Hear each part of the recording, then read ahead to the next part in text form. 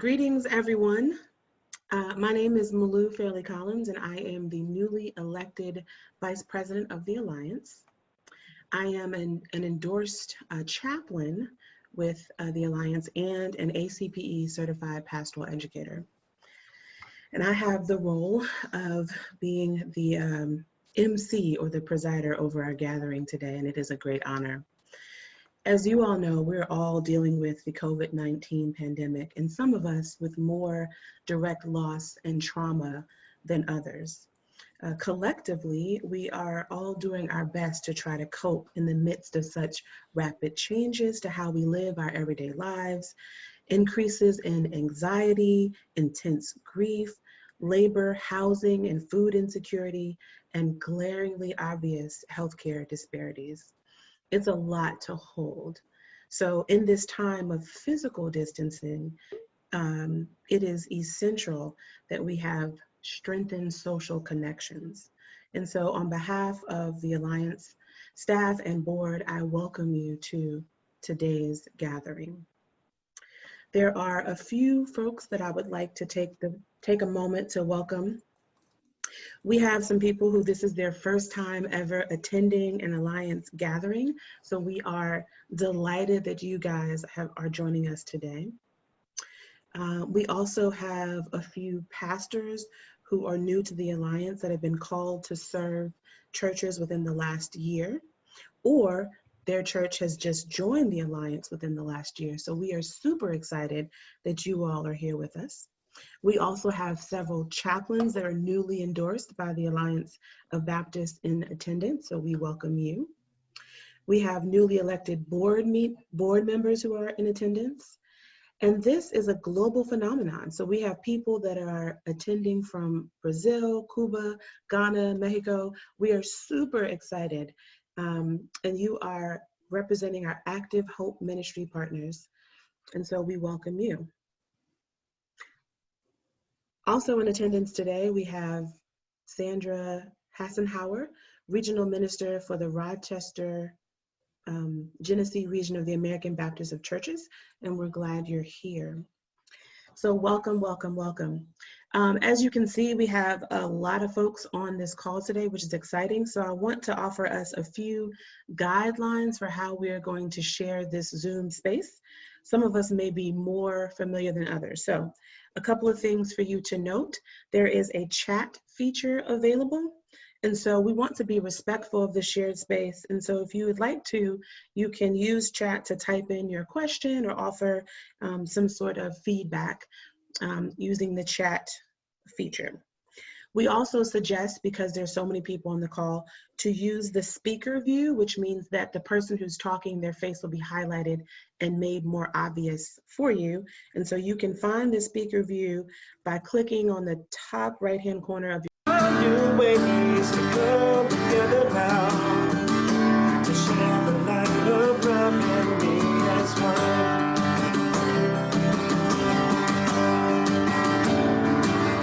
We'll sound the call so all the neighbors hear it. We'll sing our song with those in need, 'cause we are still united in the Spirit, and it's in the love of Christ that we are free. Yeah, we can still be free. It's no way for us to keep our distance, for the sake of honor and existence. We will find new ways to come together now, to share the light of love and be as one. To share the light of love and be as one. To share the light of love and be as one.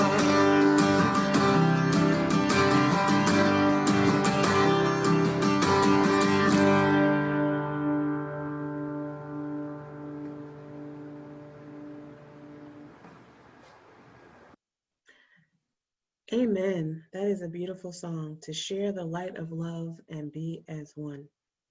At this time, we will now have Elijah Zayu, who is the Associate Pastor of Calvary Baptist Church in Washington, D.C., and he is now going to lead us in our opening prayer.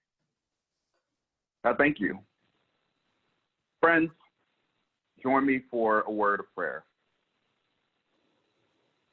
Oh God, who is our rock and our redeemer, who is our lily in the valley, who is our bright morning star. We give thanks that this is one of the days that you have made, and we rejoice and are glad in it, oh God. For God, you have allowed the sun to rise another morning, and for us to be a part of its rising, you have allowed for us to gather in this sacred space from all the corners of the globe.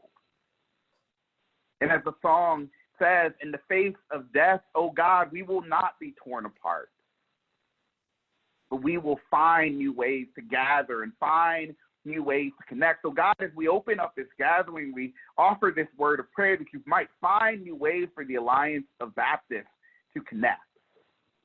That as we're gathered in each and all of our homes, scattered across this world, that we may feel the touch and presence of one another, that we may know the ties that bind us, oh God. God, we're mindful as we have this gathering that the world around us is struggling in a way that feels new and familiar and unfamiliar to so many people, oh God. And so for all those who are sick, for all those who are grappling with death, for all those who are dealing with them, so many dilemmas and traumas, God, we offer a word of prayer right now. We offer a word of hope, asking that the Alliance of Baptists may make our voices heard to be some sources of good news into this world, oh God.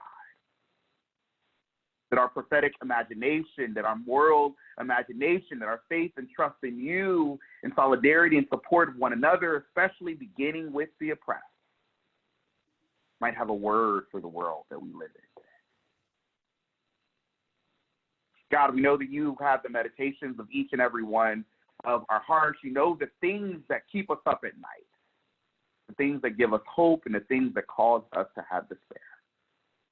So God, we give all of that over to you. We ask that you bless and keep us this day and every day, and especially in this meeting.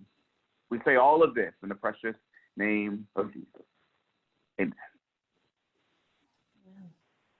Amen. Thank you so much. I really appreciate your reminder and permission that it's okay to find those moments of deep joy and gratitude, even in the midst of everything that's going on. So thank you for that. As you all know, community is such a fundamental part of our shared Alliance identity. And so at this time, we're going to have Carol Collins, who resides in New York City, and Paula Dempsey, who resides in Western North Carolina, who are the co-directors of the Alliance of Baptists. They're going to facilitate our community care conversations. Thank you, Carol and Paula. So I live in Manhattan in Hell's Kitchen. I live at Alliance of Baptist Congregational Partner, Metro Baptist Church. And in Metro Baptist Church, there are many ministries, including Alliance Ministry Partner, Rauschenbusch Metro Ministries. So I am living in a very surreal environment in New York City, and while I'm sheltering in place with the other staff who live here, I'm also able to watch these ministries minister through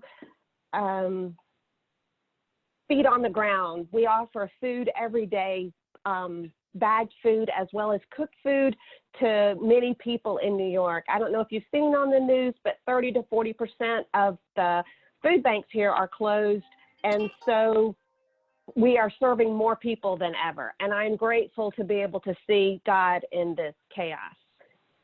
The Alliance works virtually all the time, and so I'm used to Zooming, but now we're Zooming more than ever. We have clergy and chaplain sounding rooms to offer folks times to be together. Earlier this week, we had our first board meeting via Zoom, 6 hours of board meeting. And now we are here with you. And it is, I'll admit, a little bit weird to see you all in these squares, but it's also wonderful in this time to be able to gather in this way. And as both Malou and Elijah said, I am grateful for that. So thank you for joining us today. Now we want to hear from you. How are you doing at this time? And we'd like to hear how you think the Alliance could be living into our values and commitments at this time. So we're going to invite you, well, actually we're not inviting you, we're breaking you up into small groups. And in these small groups, you will have an opportunity to share how you're doing and to answer this question about the Alliance and how you think we could live into our values and our commitments at this time. So, and we're asking each group, and it's going to be a random group, so you might meet somebody you've never met before. You may see an old friend, but we're asking in each of these groups that someone will take notes. If the person who lives the closest to Fort Worth, Texas, where we would be if we were at our meeting today, if that person would take notes and send those notes to info@allianceofbaptist.org so we can learn from you. Several of you are watching on Facebook Live, and there'll be a brief pause while we're doing these groups. I invite you, if you'd like, to send us a note on Facebook Live or write us at info@allianceofbaptist.org and answer that question for us also. How could the Alliance live into our mission and commitments at this time? So take a few moments to greet one another and share, give, and receive as we break into small groups.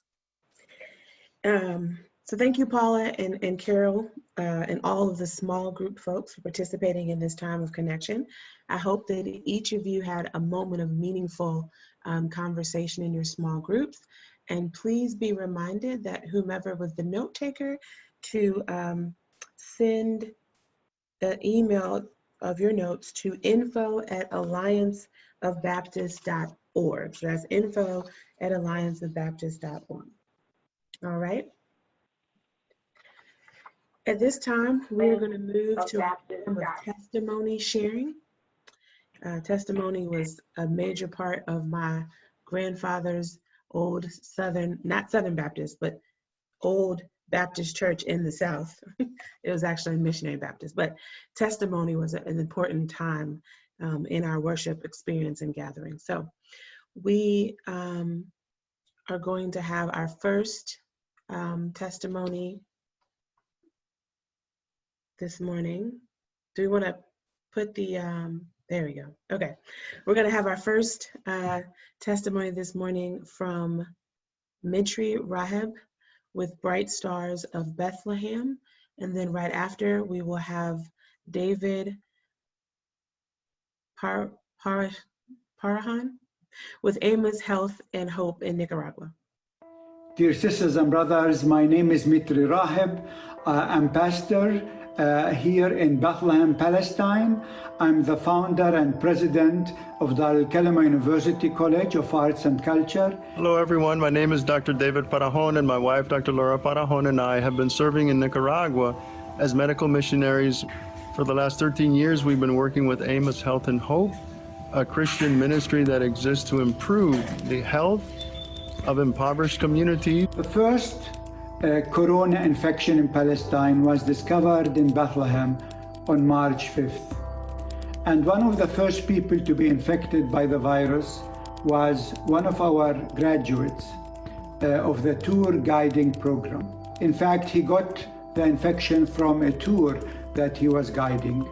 On March 5th, at 10 o'clock, when the first case of infection was discovered, within 4 hours, Bethlehem was shut down. And since then, we have been in our homes for now over 6 weeks. As of today, the Nicaraguan Ministry of Health has confirmed 9 positive cases of COVID-19 in Nicaragua and has stated that currently there is no community transmission of the coronavirus.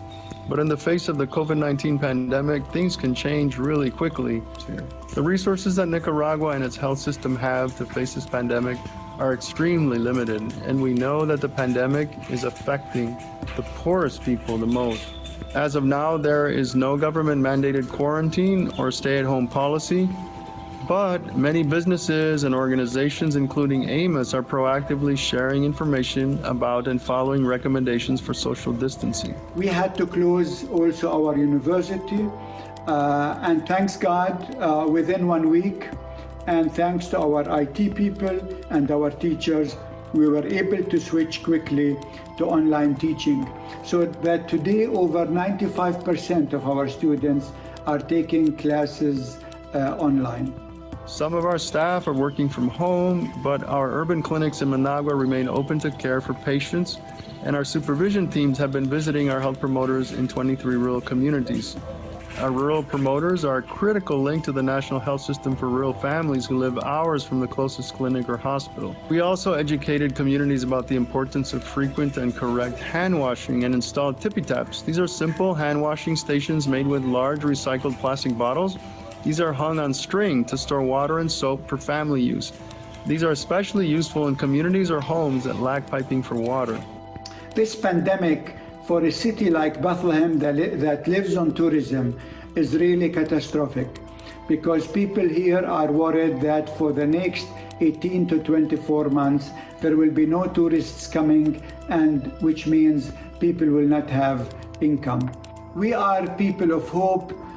We know that after this pandemic we will have scars, physical, emotional, financial, but also we know that Christ, death and resurrection gives us hope, gives us resilience, and gives us the power to continue with our ministry. The suspension of mission teams and expansion of the COVID-related programming has already had a significant impact on our budget. But in times of fear and uncertainty, all of us at Amos are reminded of how much we can do when we come together. We are so grateful to everyone who has made a contribution to support our efforts. We know you stand with us. Even in the midst of this worldwide crisis, there is strength, there is resilience, and there is hope. From the little town of Bethlehem, we wish you a blessed Easter. Please continue to pray for us, for Bethlehem, and for Dar el-Kalma University College. We send you our love and our prayers for you and your communities too. May God bless you. Amor, amor, amor, amor.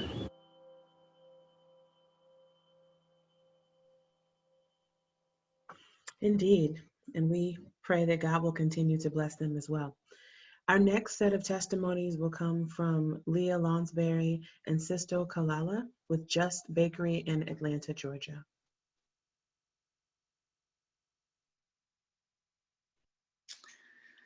Hi, everybody. I'm grateful to be with you from the Atlanta area, and I'm thrilled to get to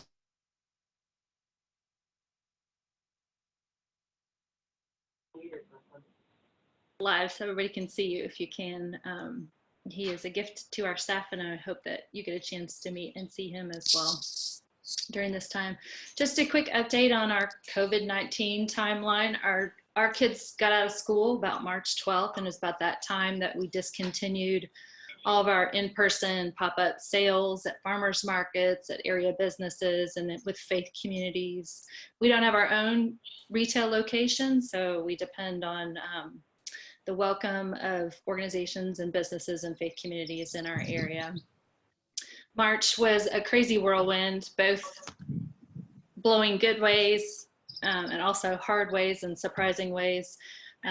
We were supposed to be a part of the American Craft Council show in Atlanta, which would probably have been our largest sales weekend of the entire year, projected to make $7,500 based on last year's numbers. So that was a huge disappointment when that was canceled and we didn't get to do that. And then we watched the cancellations keep rolling in and got wise to the fact that it was time for us to change our operations to work towards keeping everybody safe and continuing the work that we do together in different ways. So we moved directly to all doorstep deliveries, where you can imagine how that might make someone's day if they open their door and there's a bag of really delicious baked goods waiting for them. And when we made this shift the first time that we opened these orders, they were full in less than 2 hours. So all of our delivery days kept rolling on that way, and we didn't have one that didn't sell out. And by the time we needed to make a change, March had turned out to be our best month ever, the first time that we had ever covered our payroll with our sales. So it has been this great mountaintop time, as well as this difficult needing to make quick, hard decisions quickly and take care of our family in different ways. So it's been a strange stretch for all of us, and for Just Bakery as well. March 29th, we made the decision to pause everything that we're doing. We have some members of our staff who are medically fragile and those who live with individuals who are medically fragile. And because we are still this sort of hybrid startup, nonprofit, small business, we don't have the funds to provide healthcare for our staff quite yet. That is one of our top priorities that we're working towards. So we didn't feel like we could continue to bring them into close quarters in our kitchen and put them at risk when we weren't able to provide the care that they might need on the other end of things. So we've been paused since then, but because our mission is ultimately to open doors towards economic security and stability for our New American brothers and sisters and allow them to work towards those goals, we've shifted in different ways to be able to maintain that mission. That looks like helping our staff remotely apply for unemployment, which if you're doing this in your first language with functional technology and consistent access to the internet, that's difficult. So trying to help like one of our Syrian bakers' 6th grade daughter navigate that system because her mom doesn't read English has been tricky. Applying for grants, doing online fundraising. I've been able, because of the generosity of people on this call, the Alliance of Baptists, of Oakhurst Baptist Church, of our friends in the community, to write some assistance checks that I think have been crucial. Getting groceries to families, helping them maintain rent while there's the no eviction policy. That rent is going to come due all at once. So we're trying to avoid people missing those payments as well. So we continue with this effort to maintain the economic security of our staff family, while whether we're covered in flour in the kitchen and learning new skills together, or we're chatting with people at sales, or if we're at home trying to figure out how to work on these things together. We're going to continue that focus, and this week we start hopefully planning towards a reopening. You may have heard Georgia was very first to reopen things, really important things like hair salons and bowling alleys and massage parlors. But we're not going to reopen at this point. So, but we do want to have a plan in place about the smartest way to do that, protect our people, and continue to stay focused with our mission. And I'm going to be quiet because I want you to be able to hear from Sisto for a second. But thank you for your prayers and your generosity and your support.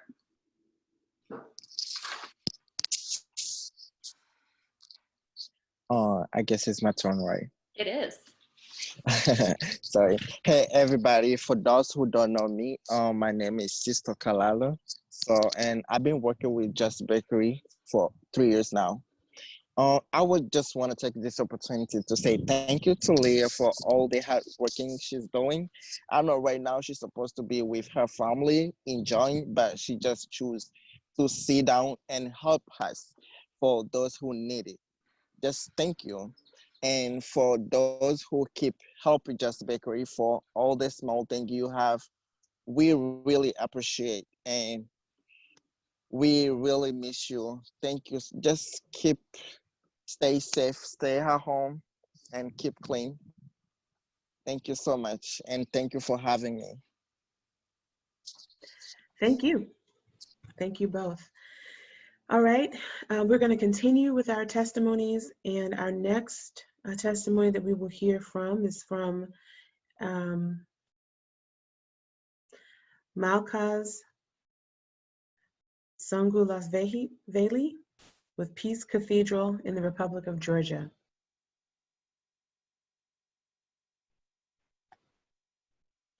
I am Malcha Sangulashvili, Metropolitan Bishop of Tbilisi in the Republic of Georgia. Coronavirus has been a considerable challenge for all of us, and Georgia is not obviously exception. We have got 296 people infected. 68 of them have successfully recovered, and sadly, 3 of them have died. But this is just the beginning of the spread of the virus. The virus and the epidemic has considerably challenged and changed our way of being the church. We have learned how to do live streaming of the services. We have learned how to curtail our plans and visitations in order to keep ourselves and people safe. I'm Leah Scholl, pastor of Wake Forest Baptist Church in Winston-Salem, North Carolina. I've begun to wonder what's different about ministering in a time of disaster. So it's kind of like this. The overarching work and message of pastoring a church is you need a church. A spiritual guide, that would be me, and a supportive community. The overarching work and message of being the pastor of disaster is you've got this, and I'm walking alongside you. So my preaching has changed. Gone are my sermons about social justice and discipleship and building the church. In their place are sermons about surviving and thriving. Grant yourself some grace. Yes, you've been on edge. Or maybe you've spent the whole day in bed. Or maybe you've hurt the feelings of your coworkers. Grant yourself some grace, because these are all common reactions to a very uncommon experience.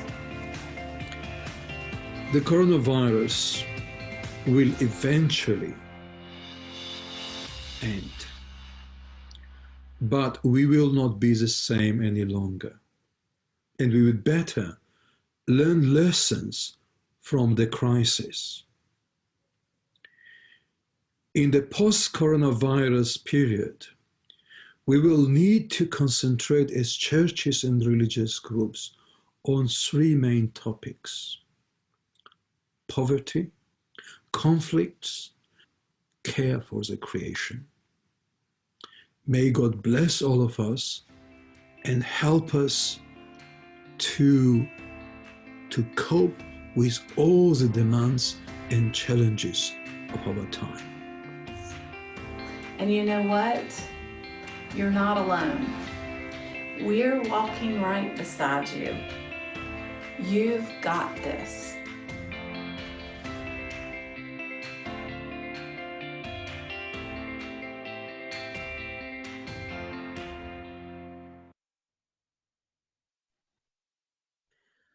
We are grateful for their message and being told that we got this. Sometimes we just need to hear that. I would like to take a moment to let folks know that if you are on Facebook Live, that you can now come and join via Zoom if you'd like. There was a little bit of a mishap and Zoom forgot to lift the limit, but it's been lifted now, so you're welcome to shift from Facebook to join in Zoom if you'd like. Our next testimony will be from Peggy Sanderford Ponder, an Alliance-endorsed chaplain in Birmingham, Alabama. I've been endorsed by the Alliance since 2003 as a chaplain and as a pastoral counselor. I work part-time at Children's as a chaplain, and I'm a pastoral psychotherapist and a licensed marriage and family therapist with a small private practice. In this non-ordinary time, my hours at the hospital have been cut back as part of a reduction in workforce. And the focus of my work has changed from being with patients and families to being very staff-centered. I've listened to nurses share their fear of contracting COVID-19. I've listened to staff afraid they'd lose their homes due to the reduction in worked hours. I've listened to a nurse talk about her new dog that she got to stave off her own sense of isolation. I hear grief, and I hear fear, and I hear hopelessness, and I hear calling to a specific type of work. My therapy practice has also been greatly reduced, and most of my sessions are now electronic. Think Zoom meeting in a HIPAA compliant setting. My professional life revolves around having meaningful and meaning-making conversations with people, personal conversations, as we seek to make sense of what's going on around them and within them. As I am seeking to help others find hope, I'm also seeking to do my own coping, and I'm seeking to find rest and meaning for myself. This is my unexpected fallow season. So much has been uprooted and changed, and I'm not at all clear about what the future will look like. I'm in between. So I'm trying to be present with myself now. While I want to seek meaning and think deep thoughts all the time, I find I don't have as much energy to do that as I'd like to. Surprisingly, I found jigsaw puzzles to be a great spiritual practice through this time. Previously, that was a family holiday activity, and now I'm finding succor in knowing there will be an eventual end to this activity. And I don't have to wonder what the finished product will look like because I have the box top to guide me. And I have as long as I want to participate in this activity. And I walk a lot. Sometimes my husband walks with me, and sometimes it's just me. We've explored the alleys and the woods in our neighborhood. We've encountered people we haven't met before, and we've seen places we would not have been were we not in this non-ordinary time. I'm sustained knowing that I never walk alone. Genesis reminds me that the initial human encounter with God was walking in the garden. And it is my hope to continue to walk thoughtfully through this non-ordinary garden and this non-ordinary time. Amen. Amen. Thank you. Thank you to each person that shared their powerful testimonies. Our stories are what help us to continue to shape and reshape our identities and shape and reshape our communities. So thank you. Next, we will have several board members offering important updates and announcements, and they will present in the following order. We have Kathy Tamsberg, Secretary of the Board of Directors, residing in Raleigh, North Carolina. We have Michael Ray Matthews, President of the Board of Directors, residing in San Jose, California. We have Tim Moore, a board member residing in Charlotte, North Carolina. Ben Sanders III, a board member residing in St. Louis, Missouri. Tamara Day, a board member residing in Hillsborough, North Carolina. Nancy Flippen, board member residing in Asheville, North Carolina. And Alan Burton, a board member residing in Birmingham, Alabama. As you all should know, I think, if we were gathered in Fort Worth today, one of our tasks would be to affirm the slate of officers, new board members, and members of the endorsing council that was developed through the hard work of the nominating committee, since our bylaws call for the board and officers to be elected by the membership. As soon as we determined in March that we would have to cancel the annual gathering, we then reviewed the bylaws to see what our options were regarding these nominations. It was the collective wisdom of the executive committee and the staff that since the board has the authority to make decisions between annual gatherings, then the board could affirm the nominating committee's slate. This was bolstered by the underlying principle that it's the board's job to make sure the Alliance can do its work. And a full board is required to accomplish the many, many tasks that we have before us in these days. We then sent the slate and the proposed process out to the membership, giving 30 days for any feedback or concerns to be expressed, and no one responded. So on your screen, you see a list of our newly elected officers. They were elected by the board at our meeting on Wednesday. Michael Ray, Nancy, and I are returning to the executive committee. I'm moving from vice president to secretary, and we welcome Malou Fairley Collins, who's been facilitating our conversation today, who's graciously agreed to join the executive committee and serve as our vice president.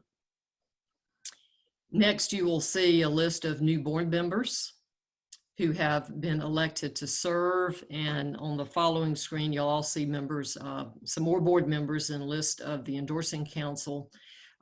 These were all affirmed by the current board at our meeting on Wednesday. We are very, very grateful to the nominating committee. It's a hard job to do this work across the country and find a selection of folks who are diverse in location and interest and background. And we are also very grateful to these good people who are willing to give their time, their energy, and their wisdom to the Alliance as they serve us in the coming months and days. Thank you, everybody, for doing this.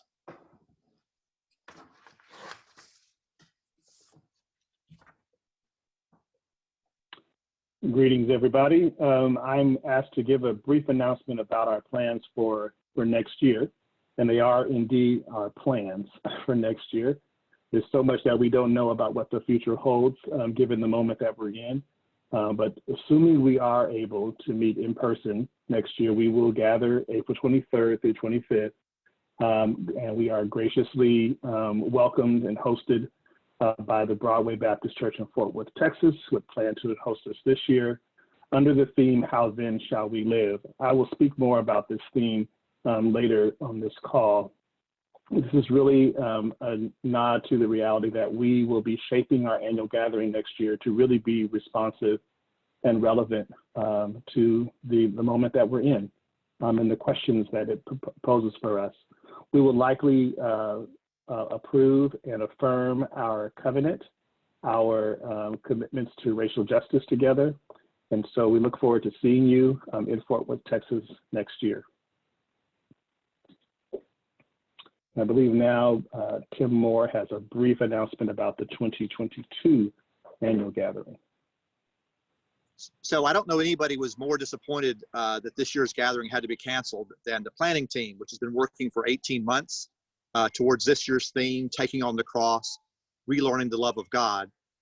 And so on behalf of Ben Sanders and myself, we want to recognize people who've worked so hard on this year's theme: Ryan Price, Amy Mears, Graham Walker, Anita Peebles, Aretha Fluker, John Ballinger, Isabel DeCampo, and Laura Mayo. And also for those who also helped working with our subgroups, David Grable, Lynn McLaughlin, Mimi Walker, and Benjamin Smith. We were dedicated to have a great group to come together and tackle a great and tough topic on the atonement of Jesus Christ, and about how we need to be envisioning a new way to speak of Christ's event on the cross. We are thankful that the board has just made a decision that this year's team and this year's theme will again come back in 2022. We will do our work together. Ben and I have already been in conversations with Rita Nakashima Brock and Ebony Marshall Turman, who are our keynote speakers for this year. And we are hopeful that things will work out, that they will be able to be with us in 2 years. So for now, one of the good things is that we had planned to have a post-publication document for the Alliance of Baptist People on the atonement. Now with 2 years in advance, we'll continue working on that, and we'll be able to have that in time for for 2 years out gathering. So we want to thank again this team who's worked so hard on this theme. We look forward to seeing you in 2 years as we will take on the cross together. Thank you, and be safe and be sane out there. All right. I've been invited to speak to the board's statement on COVID-19 and am grateful to have been asked to be involved in its development. It began with work by Carol Blythe and Rick Goodman, and I took a lot of information that they had and did some editing on it at the request of Michael Ray and the board. This all took place in the season of Easter, and that very much shaped the way the statement has come together. And I hope that it will shape how we're able to make use of it, both as a board and as the larger Alliance community. So just to highlight a couple of aspects of what is in the statement, it begins with a recognition that in this Easter season, although many of us may feel like it's still Holy Saturday, that we are a resurrection people and that there is a call upon us. And so we begin with this question of, in this time of pandemic, how will we live into our calling as the Alliance of Baptists? And we begin with a recognition that where there is love, we are called to gratitude. And so we particularly express our gratitude to people who are serving and working, and in many cases finding themselves in the role of what someone would describe as heroic, when that was not what that person had any idea they were going to be doing, whether they were serving food, as Leah talked about earlier, or serving at the bedside in the hospital. We never intended that that work would cause us to risk our lives or the lives of those we love. And so we express our gratitude to people who are working in the middle of significant risk at this time. And we commit to doing whatever we can to helping to make that work fairly compensated and as fairly safe as possible. And where we recognize there's injustice, we recognize that we're called to prophetic witness and to action. And this is a place where I think it's really important for all of us to realize that this is a time and a place where we can use our voices, whether it's writing to our Congress people or whether it's speaking to our next door neighbors, that we need to lament the fact that there is a disparate impact of this disease on communities of color because of historic health inequities, that there has been racist applications of blame where blame does not belong. You know, the word apocalyptic means a revealing, and that's what's happening right now. This disease is revealing fault lines in our society that have been there for a long time. And there's a calling on all of us to do something about that. So moving to our next screen of information about this statement. Some of us in our small groups were perhaps bemoaning the fact that we struggle with knowing what it is that we can do. And so whether you are essentially out at your work still or essentially at home, there is work for all of us to do. All of us can be praying. All of us can be sharing from the resources that we do have. And all of us can be sending out a call to live into the resurrection identity that was given to us on Easter morning by Jesus our Christ. And that call is that we can be resurrected from doubt that our actions are saving lives. They are, and we can find meaning in that. We can be resurrected from apathy that our votes don't count. Oh, people, they do. And so please make sure you're registered to vote and lean on the processes that we will all need to be able to continue to vote and express our voices in that way. And finally, let us all be resurrected from silence and from a failure to speak out, if that is what has been our experience. Every one of us has something to say and someone to say it to on behalf of love and justice. And let us all hear that call and respond to it. Thank you. Thank you, Tamara. As you talked about sharing resources, my report is really talking about the ways that all of you have shared your resources with the Alliance in the past year. As I thought about my financial report for this year, the word that did come to my mind was gratitude. Gratitude for our work together, and gratitude for the generosity of each and every one of you. As you can see, we had a good financial year.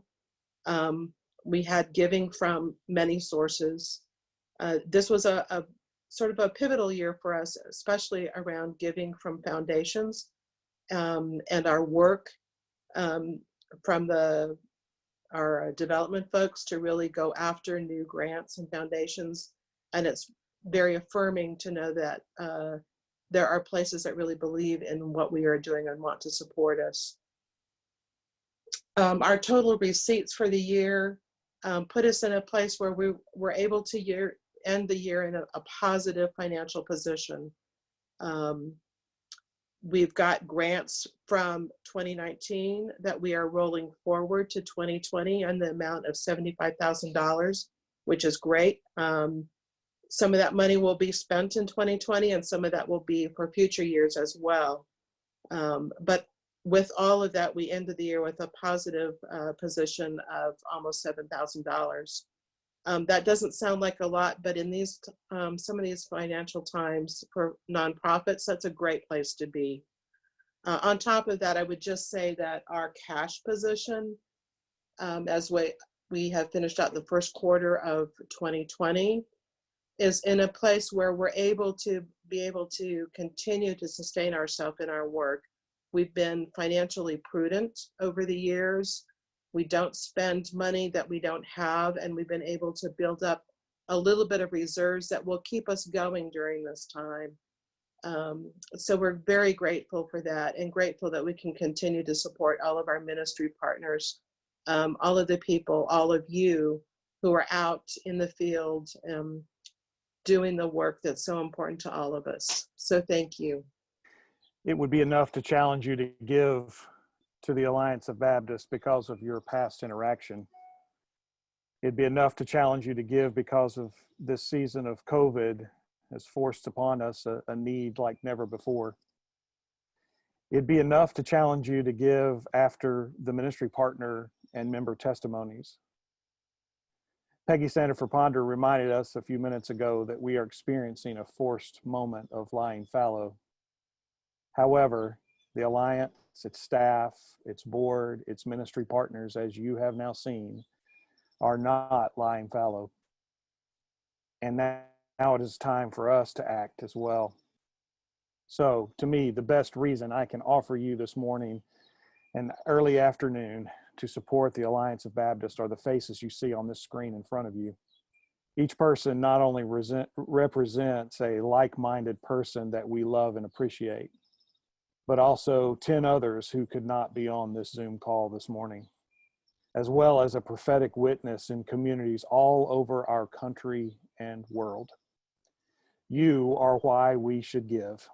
And I challenge you to take a moment right now to go online and make a donation to this organization and to this people that we love.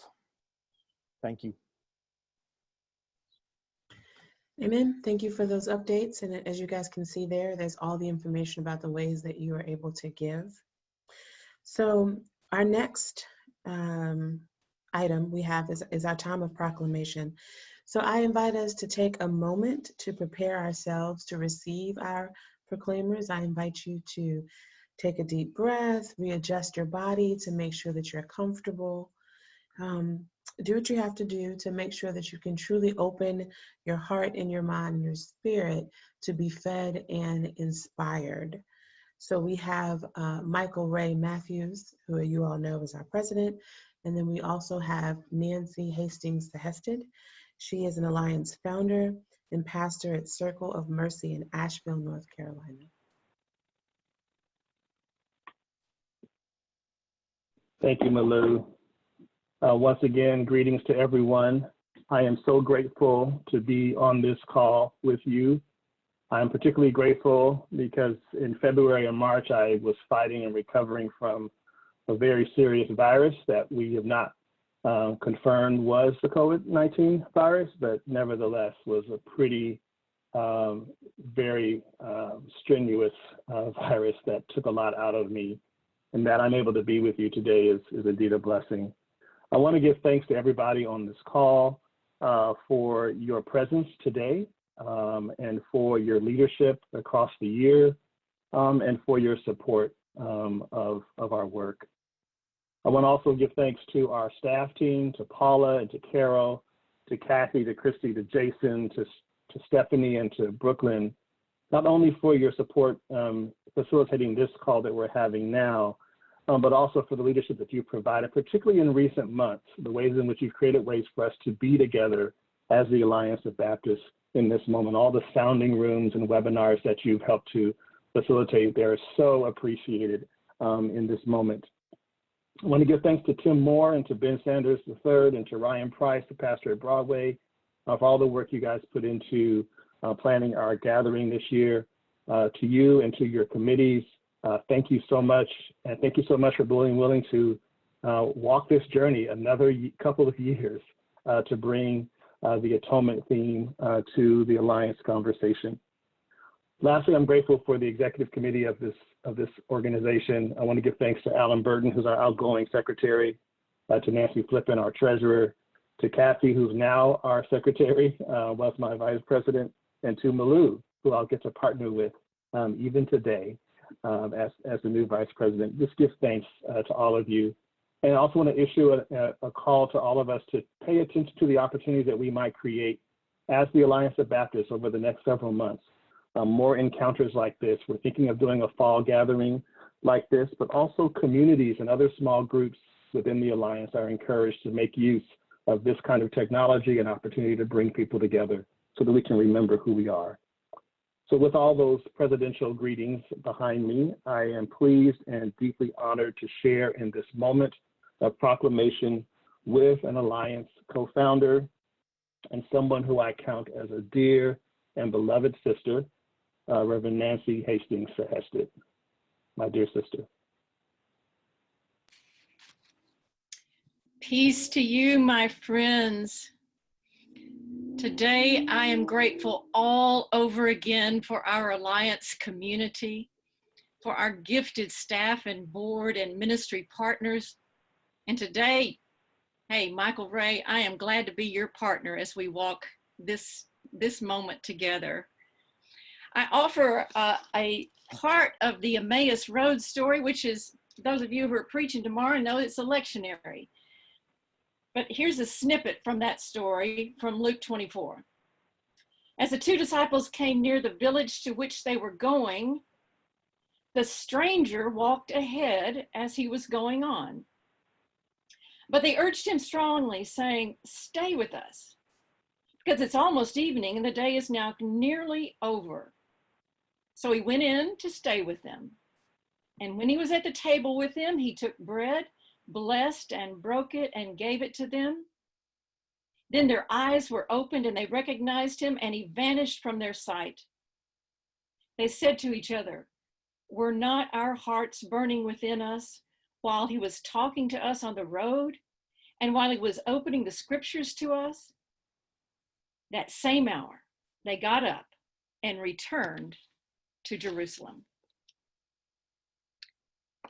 So friends, we wear our masks and our mouths are covered. Our words are muffled and it's difficult to speak with clarity. We cannot speak for long. We just can't take it in. Loss crams every part of our body and it has its own language, most clumsily formed in the shape of words. We whisper the refrain, "We don't know, we don't know, we don't know how life will unfold." Did we ever really know? Our eyes are exposed above the masks, and what do we see? Today we see two disciples walking on the road to Emmaus. All was lost. Jesus had died a horrific death at the hands of the state. They'd given up everything to follow Jesus. They'd hoped he was the one to turn things around and finally get those damnable Romans out of power. The hope was high. That empire of vast injustices needed to fall. They'd hoped Jesus was the one to lead the movement. The disciples walked their grief and bewilderment down the road. We walk with them. Nothing made sense. What was to become of them? How should they live? The stranger joined them, listening to their sorrows and confusion. And they wondered, how could you not have known what had happened? We had hoped, they confessed. Their words dripped with despair. We had hoped. Then the stranger shared his own heart story. And he wondered, how could you not know what has happened?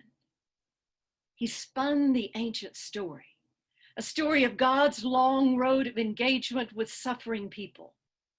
The stranger started with Moses, and then did he march through the Exodus, the wilderness, the exile, the persecutions, the dislocations, the occupations, the stories of the people of God who walked before them in uncertainty, calamity, and terrors. Captivated, the two travelers asked the strangers to stay with them for the night. It's late, they said. It's so late. They sat down to eat, and Jesus took the bread and broke it, and it broke them. In that one simple act, the breaking of the bread broke them open. They could see the broken bread, the broken body, their broken hearts, their broken world, their broken dreams.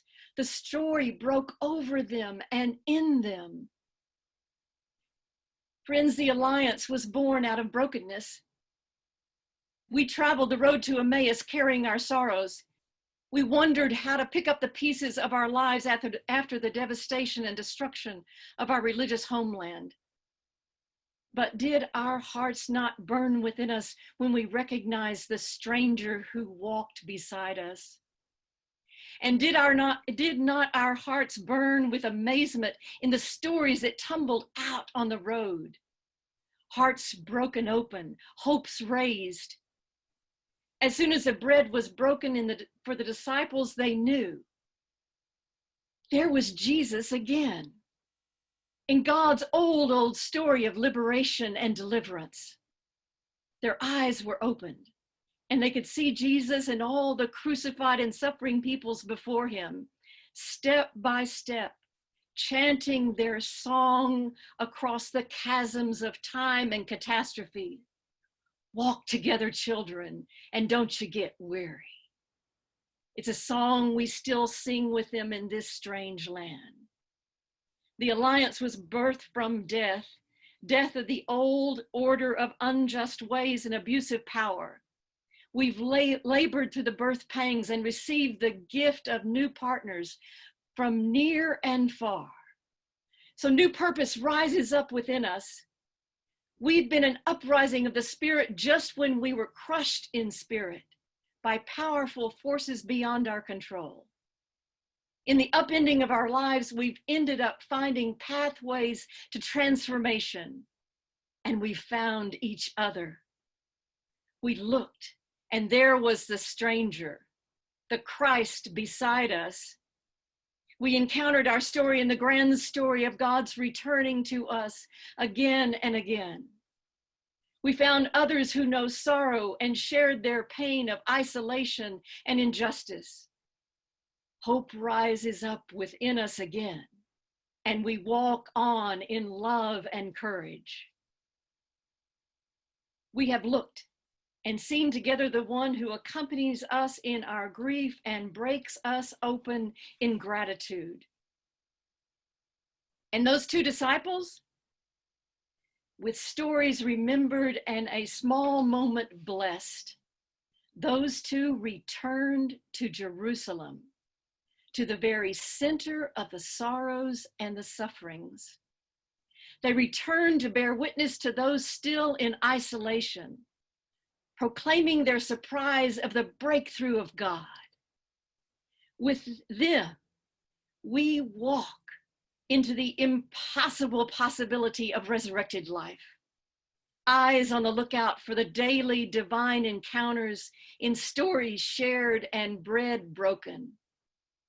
A kinder and more just world comes into view. For now we see every day a grace, every night a benediction.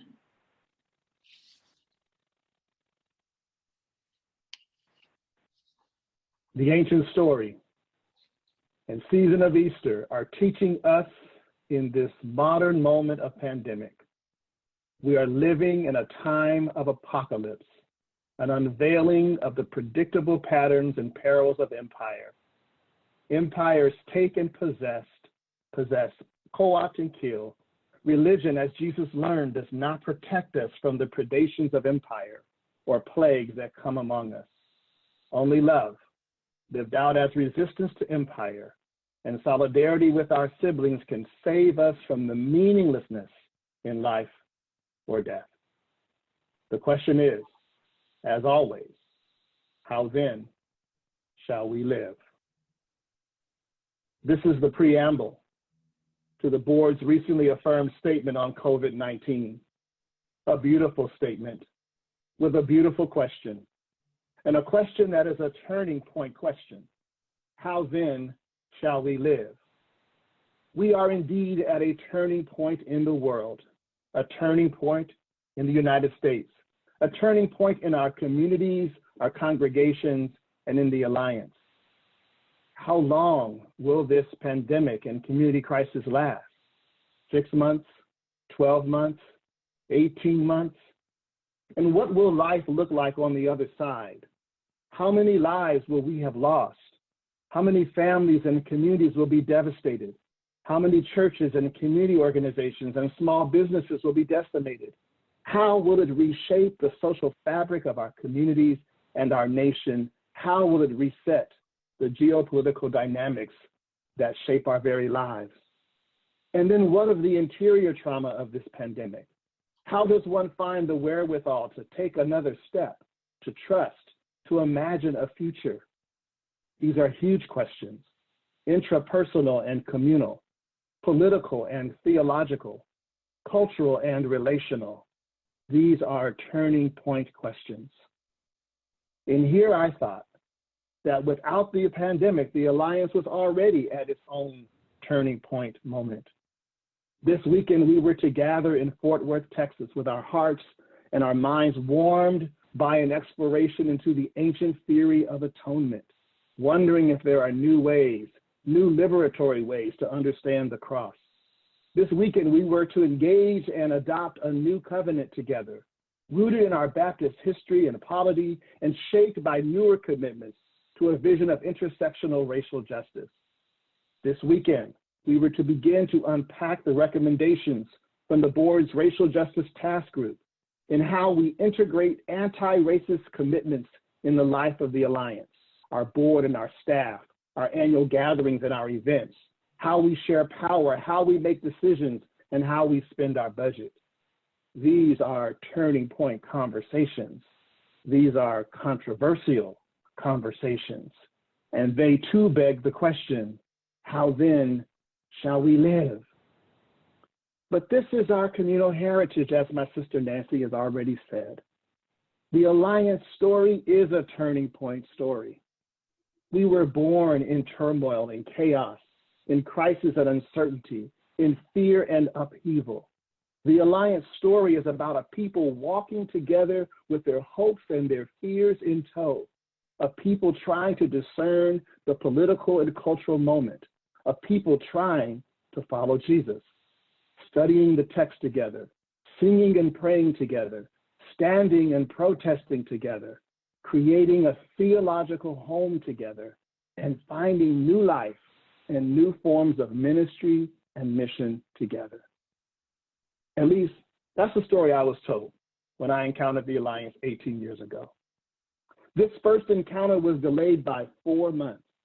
You see, the fall meeting of the Alliance of Baptist Board was supposed to be in Oakland that previous September. But the tragic events of September 11, 2001 grounded all air travel and reset our lives and our national and global politics together. And so it was January 2002 before the board of the Alliance of Baptists met up with a group of Bay Area Baptists who are recovering from rejection and persecution in isolation within his own local Baptist family. We gathered at Lakeshore Avenue Baptist Church in Oakland for an afternoon of worship and fellowship between these seemingly distant Baptist cousins. Each group offered a preacher. The Bay Area group offered me, and the Alliance board offered my sister Nancy Hastings de Hester. And so here we are again, these two disciples, these two travelers walking the road, Nancy and Michael Ray, 18 years later, in another moment of chaos and crisis and longing, with our hopes and our expectations, our disappointments, our questions, our fears, and our grief. And here we are like the two travelers in Emmaus, trying to make sense of the things that have happened, the things that are still happening, and wondering about the things that are yet to happen. What will become of us, of those most exposed to danger and death by COVID-19, of the social, cultural, and political fabric of our communities and nation? What will become of the Alliance of Baptists as we take the risk to become an anti-racist organization? Because anti-racism is not about diversity and multiculturalism, friends. Being anti-racist is about more than issuing prophetic statements that champion racial justice. Being anti-racist is about more than electing an African American as your president or a queer Black woman as your vice. Being anti-racist is about power arrangements and who benefits from what we do and how we do it, and about who is centered in our ministry, our mission, and our partnerships, and about how we raise and spend our resources. Being anti-racist is about committing to name and dismantle patriarchy and white supremacy and any form of abusive power. So what will become of this body when we choose to take this risk, this road together? I think there's good news for us in the witness of these two travelers walking the road together, comforting one another, trying to make sense of the moment and the moment to come. First of all, they were together. Before Jesus accompanied them, they accompanied one another. With their dashed hopes and fears, with their uncertainty and their grief, they walked together. And as these two are gathered, Jesus accompanies them. And they encounter the wisdom and the compassion and the hope that will sustain them. And so as we continue to walk this road together, I believe we too have the promise of the Spirit of Christ to accompany us, just as that Spirit accompanied us from the very beginning, and at every twist and turn that is the story of the Alliance of Baptists. As we continue to walk this road together, we will need the wisdom and the discernment of our founders and our elders, those who took huge risks so we could all be here today. And we will need the vision, the creativity, and the moral courage of a generation of leaders who will embody the Alliance in new ways, ways that reflect the intersectional vision of justice that the Spirit requires of us for the living of these days. We will need to walk together not only to name and dismantle any form of abusive power, but also to cultivate and realize our visions of beloved community. We will need to walk together, white folks in solidarity with Black, Indigenous, and people of color. All of us as co-conspirators, accomplices even, in the great conspiracy of God, the kingdom of God made known to these travelers in the breaking of the bread, the sharing of a life together, and the walking of a road. So let us take heart from the message of the old spiritual. Walk together, children, don't you get weary. Walk together, children, don't you get weary. Walk together, children, don't you get weary. There's a great calf eating in the promised land. We don't know what that land will look like. We don't know all the obstacles that will face us. We don't know from where all the resources will come, but we trust in the promise of this great camp meeting. And our enslaved ancestors were not singing about the afterlife per se, but they were singing about freedom, liberation, and justice in this life. The camp meeting we experience when we step out on faith together. The camp meeting we experience when we build and walk together and pray together and mourn together and shout. Let's keep walking. Let us keep praying. Let us keep studying. Let us keep breaking bread and sharing the cup. Let us keep being the Alliance of Baptists, for there's a great camp meeting just ahead of us in that land that God has promised. Thank you, partner. Beautiful. Thank you. Friends, hear now these blessing words. May our first responder God be the merciful presence in the midst of the absence. May we breathe freely in body and spirit and shelter in the place of God's grace and love. May our eyes stay opened to seeing we are one body, created to cherish each other and this one earth home.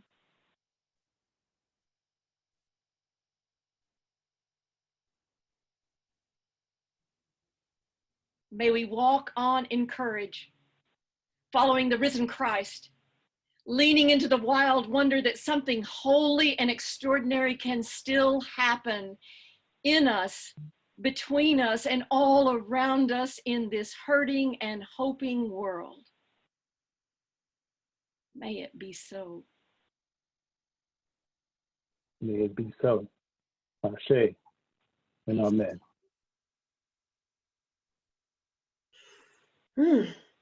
Amen and ashe indeed. I'll just take a moment to respond just as myself and say, I did not know how much I needed the words that you both brought and fed deep into my spirit. And so I am so grateful, Michael Ray and Nancy. Thank you. Thank you deeply.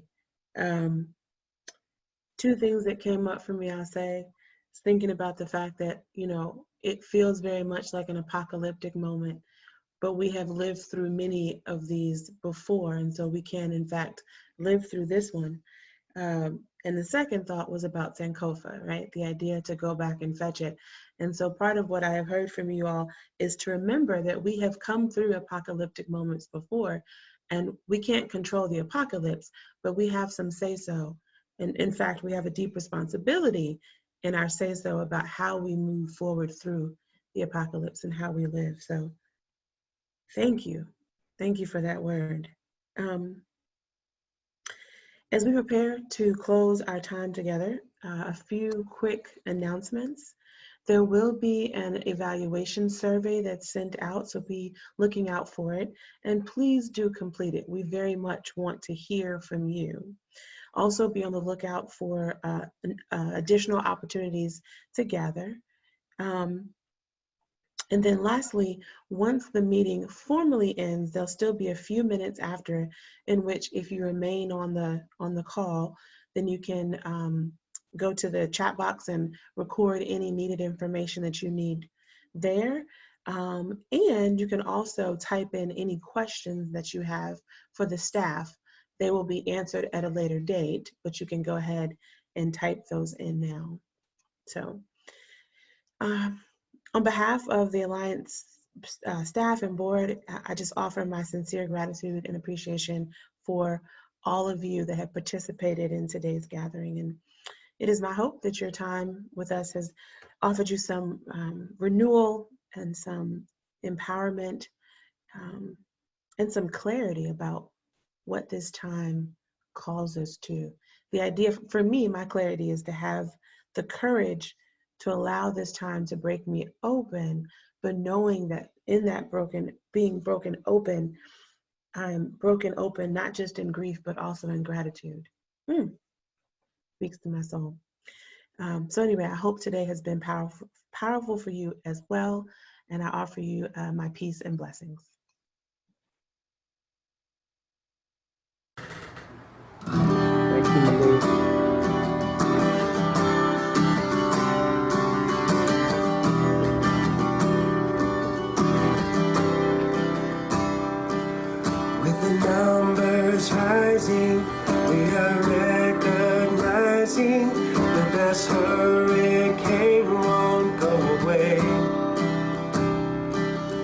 In the helter-skelter, we try to find our shelter as the surge grows higher every day. But in the face of death, we won't be torn apart, as this wave may take our breath, but it won't take our heart. As though we're forced to keep our distance for the sake of our existence, we will find new ways to come together now, to share the light of love and be as one.